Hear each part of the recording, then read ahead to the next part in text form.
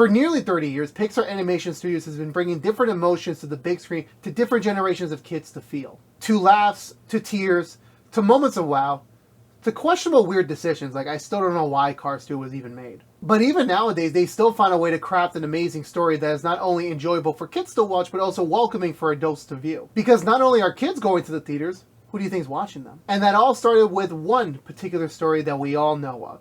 The one that would revolutionize and change the way we view of the animation industry as a whole in film, which would then impact animation films for decades to come, as well as showcasing a film standing the test of time with different generations of family even to now watching it to this day. This is After the Theater for Disney and Pixar's Toy Story.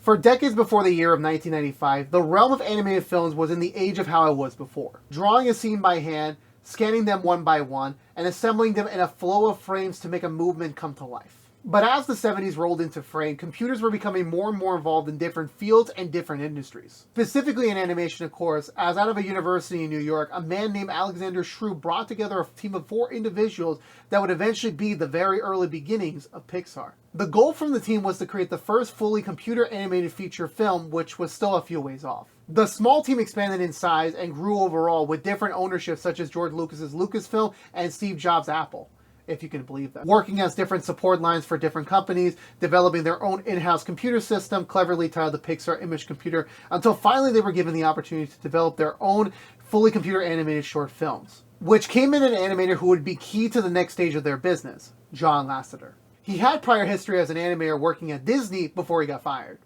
the first time. And then he jumped over to Lucasfilm, who had ownership of Pixar at the time, in which from then he became one of the foundational members for Pixar, developing shorts such as Luxo Jr., Red's Dream, and Tin Toy, which that specific short film's release shook the entire film and animation world as a whole, bringing enough attention and now spotlight to finally begin developing the first proper, fully featured computer animated film a reality. Disney worked with Pixar for a while to make sure and iron out all the business details to make that dream a reality, with a lot of behind the scenes problems to boot. But the importance of it was that they knew they were going to make history with this project, so everything had to go according to plan. After all, you can't be a trendsetter without making some mistakes along the way. But between John Lasseter, Andrew Stanton, Pete Docter, to name a few, as well as the entire animation team over at Pixar, they worked diligently for many years until finally their dream became a reality.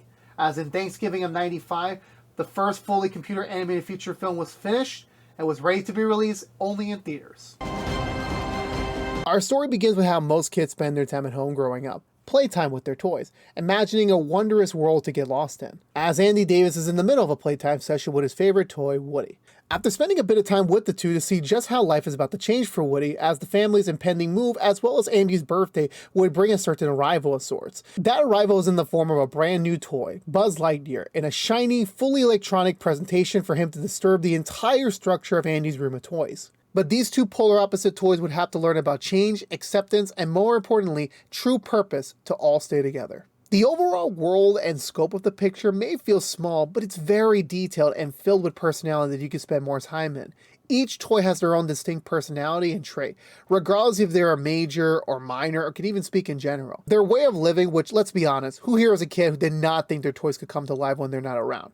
It was filled with order and structure of some type to keep the balance. To then contrast to a strange, different world next door at Sid's house to feel the difference. Despite Woody being somewhat of a dictator, in my personal opinion at the start of the film, it's way better than the chaos being demonstrated across the way. Woody, voiced by the talented Tom Hanks, is the perfect definition of a natural born leader who still has some growing pains and lessons to learn for himself. The beginning of the film showing him as somewhat of a caring leader, definitely showing a little lack of empathy and understanding towards the others. Well, besides Bo Peep, he's more focused on intacting his authority as the leader and keeping the overall balance of things. Now, you could say he does care, as he does do the extra security to make sure the presents at Andy's party are not new toys replacing the others. But once our new guest arrives, it shows he was kind of more on, like I said, making sure things go in a proper way to maintain the current organization. Buzz, voiced by the hilarious Tim Allen. I swear, how often do you have both leads have a 3-letter starting with a T first name and a last name with 5 letters? Like, what's the coincidence of that? Anyways, Buzz can be best described as a fish out of water and unable to adapt or understand the reality of things. I was always confused about how Buzz never understood he was a toy at the start growing up, but I'm guessing his programming didn't help with that. Regardless, despite his personality being the way he is, his helpfulness with what he is able to do does provide a bit of fresh air to what Woody can do. In a way, providing compassion that otherwise was lacking in Woody most times than not. I can say Buzz being kind of like the baby of the group, especially with him not being self-aware, does provide with more humor and delivery, which makes sense considering his voice actor.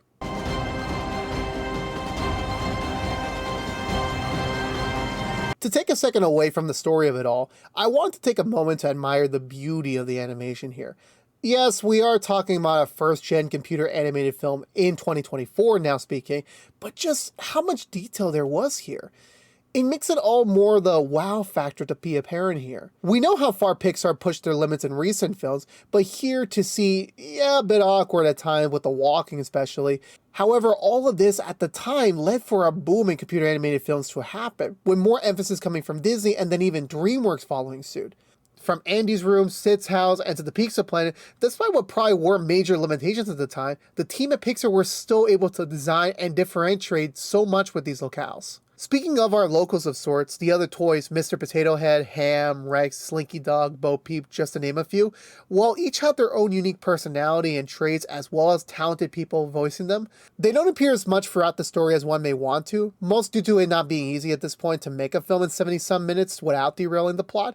It's understandable, but the fact that one could love the entire cast of toys in this case, for different reasons, is very difficult to do in my opinion. You already have so much to do to make the core plot and the main characters work, but for them to go this far is commended. Lastly, for the runtime, even if we wanted more, the focus being just on Woody and Buzz here was the right way to do it. The two being the polar opposites and in a way being an obstacle in each other's way of life creates a realistic, yes I know with toys, but understandable tension between them. However, as sometimes life is, they need each other to push themselves to understand what they have to become. Buzz more obviously has to accept the fact that he isn't what he thought he was, and that's okay. It's not the end of life, but a chance to find new purpose, a new beginning of sorts. Woody being reminded of a toy's real purpose is for their kids, just to be there and make them happy. Even if he isn't the main toy anymore, he just has to be there whenever he is needed. And just one thing I found while I was watching the film older this time around was the fact that at the end, to never judge anyone. Even for a toy, yes, by their appearance. Seeing Sid's toys as a kid was literally nightmare fuel. Nothing changed at the end of that viewing for me. However, now understanding that they were always good toys, just victims of improper treatment, makes the overall lesson of take a second, listen to one another, and just get a proper understanding of them. It speaks back to Woody and Buzz, in a way being dismissive of each other, but throughout the film they grow and then respect one another. When we get down to the rocket moment at the end of the film, you see their true acceptance of one another, their new beginning as friends. And I think that lesson stands out above the rest for me. My first viewing of the film was in 2001 on VHS. Sadly, I wasn't born yet to witness the film in theaters. But I still remember how fun and engaged I was in the film at the time watching it at home, and how that same energy carried over into 2009 when I watched the film properly in theaters for the first time in 3D. Now as a grown-ish adult, I still have that same eagerness I had then to now, proving that Pixar made a film that stood the test of time and that would go down in history for more generations to watch down the road. I eagerly await the day I could show this film to my own kids to watch. But until then, it's just going to be for me and the others out there right now. With all that said, I give this film my score of 5 out of 5 stars, or my personal ranking of a large popcorn, soda, tenders, and fries. Let me know down below, what did you think of this film after all this time? Do you love it? Do you actually don't like it? Let me know down below. I would love to hear your thoughts about it. This has been Joe here from ActionX with another After the Theater movie review. Thank you so much for watching. Please subscribe if you haven't yet. Like, favorite, share if you want to. Ring that bell and follow us on social media. But until we see each other again, thank you again for watching. Please stay safe out there. Be good to each other. And as always, peace out.